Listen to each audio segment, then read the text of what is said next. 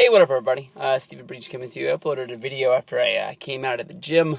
Once I uploaded it, I didn't really like it. It happens every once in a while. Pull that sucker down, throw a new one up, remake that whole deal. But the video was basically about Bully Ray being an entrant into the WWE.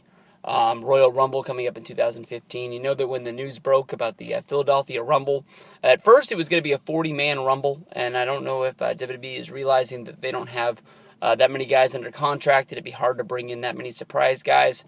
But the early rumblings was that they were going to try and make the Philadelphia crowd happy, basically by bringing in lots of ECW talent, playing off the home of ECW being in Philadelphia back in the day, and the good old ECW arena back there. You know that if you go back and watch old bad pay-per-views, such as like the In Your House or the King of the Ring final, the Philadelphia crowd turned on the WWF product back in the day, basically during the Mabel King of the Ring announcement, and then I can't remember during one of the In Your Houses. It was basically the whole pay-per-view.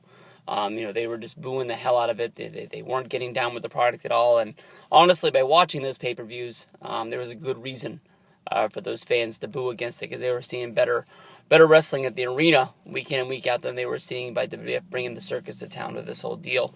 But Bully Ray being one of the surprise entrants into the Royal Rumble would be a great homecoming for Bully Ray if it was to be a real return, whether if he's coming in as a singles wrestler or if he is bringing Devon for that one more last final run with the Dudleys inside WWE. That would be a great place to put the exclamation point on their career about how great they were. I know that when Bound for Glory was in Japan and the Dudleys were making their last appearance there in WWE, they gave a shout out to the Bullet Club, basically trying to get booked by New Japan, and there was a strong rumor with New Japan having a show the next night that their run might start then. One thing led to another, and I haven't heard anything about the Dudleys even being on New Japan's roster or radar to bring into their roster. So you know that Bully Ray is looking for some sort of income. It's not that he really needs it. If you go back and you think about the Chris Jericho podcast with Bully Ray, that was excellent. Really, really good. He talked about the fact that he was smart with his money as a wrestler. He never got married. He never had kids. And it plays off the whole CM Punk thing, is that, basically he's got enough money to live the rest of his life very easily. Any money that he makes from here on out is just icing on the cake, whether if it's working independent, whether if it's, doing autograph shows and things like that. He's set and he's made. He's living the good life. You see all the Instagram pictures and you see all the Twitter pictures with him and Velvet Sky living the good life. You saw them, I guess, sort of break the ice on their relationship with their ice bucket challenge video. I guess you could say that was their first coming out party together. But I don't know. This all came together for me. Basically, when I noticed that WWE was following Bully Ray, WWE doesn't follow TNA wrestlers, and Bully Ray, I guess, worked his last show with TNA during the whole Bound for Glory deal. He put Dixie Carter through the table on one of the last Impacts, which was voted the #1 moment in TNA Impact history. It surprised me by the fact of, there was a lot of other moments that were in there. It was almost like, Dixie Carter was putting herself over by putting her in that spot. If you think about Kurt Angle making his debut, or you think of Angle versus Joe, anything that was elevating that company other than, Bully Ray and Dixie Carter, which was, they were on their way out of Spike. TNA is, dwindling down to a lot smaller company as the shows go on. I heard it was good. I never got a chance to watch last week's episode. I chose to watch NXT instead, to be honest. And it just doesn't seem like it's going to be what it once was. Maybe once they get the ball rolling and they get out of this New York taping, they get into their next taping, maybe we'll find out what they really are. Maybe it's going to take them a little while on Destination America. They have a smaller budget, a smaller roster. Maybe it's going to take them a while to figure out what they got going on creatively and get that ball rolling. But back to WWE, when the news was first coming out about the ECW guys invading at WWE Battle Royal, or Royal Rumble, I'm sorry. The first thoughts were, Sabu, Rob Van Dam, and I guess the Sandman. But the Dudleys would be an awesome fit into this. When you think of ECW, Bully Ray is one of those guys that always comes to mind. How great the Dudleys were, how they would stand out there and do those promos and just basically call them out. The first ECW show I ever went to featured Bully Ray versus Spike, and then Devon versus Taz in the main event.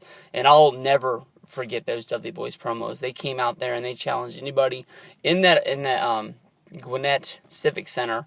Not the Gwinnett Civic Center that is today. Basically, they tore down the dump that was the Gwinnett Civic Center and built what is now the Gwinnett Civic Center, which hosted Armageddon or Judgment Day. I wasn't living there at the time, but I was very surprised when I heard that they had a pay-per-view at that place. And my first thought was, man, has WWE fallen to all-time lows if they're running things in that dump? Because I hadn't heard that they had rebuilt it and made it new. But I don't know, if you think about when TNA did the first TV tapings in New York to really try and save TNA Impact on Spike.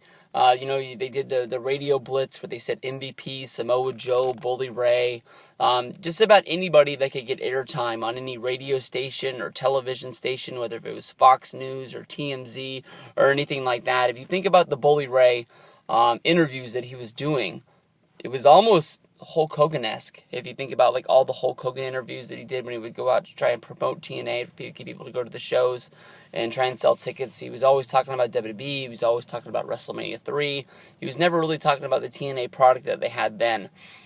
In those interviews, it wasn't that he was just promoting the fact that he would go back. Bully Ray, was asked, and he gave the answer. Would you go back to WWE? And he was basically saying, if Vince ever called, I would go. He was sort of saying that he didn't think that the offer was out there.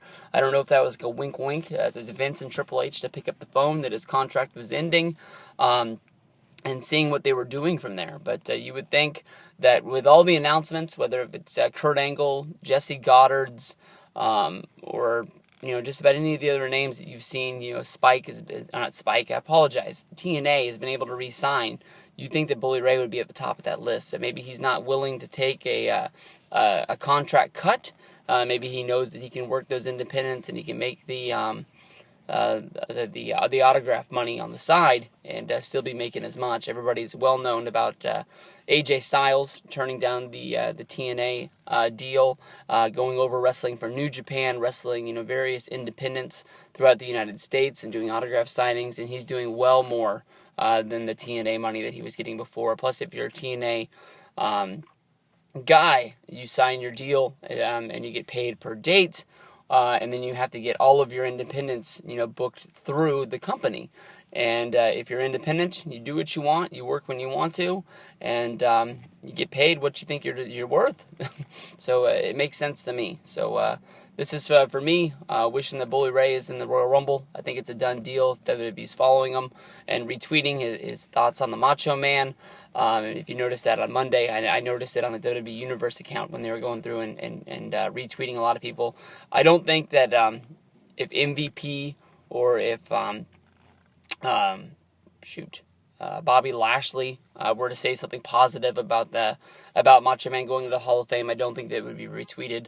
It's a good sign that Bully Ray is being followed by the WWE Universe account. Because they're not following anybody else in TNA. So I think that more than likely this is a done deal, and maybe that retweet slipped out, and now people might be knowing it's coming. Peace out, everybody.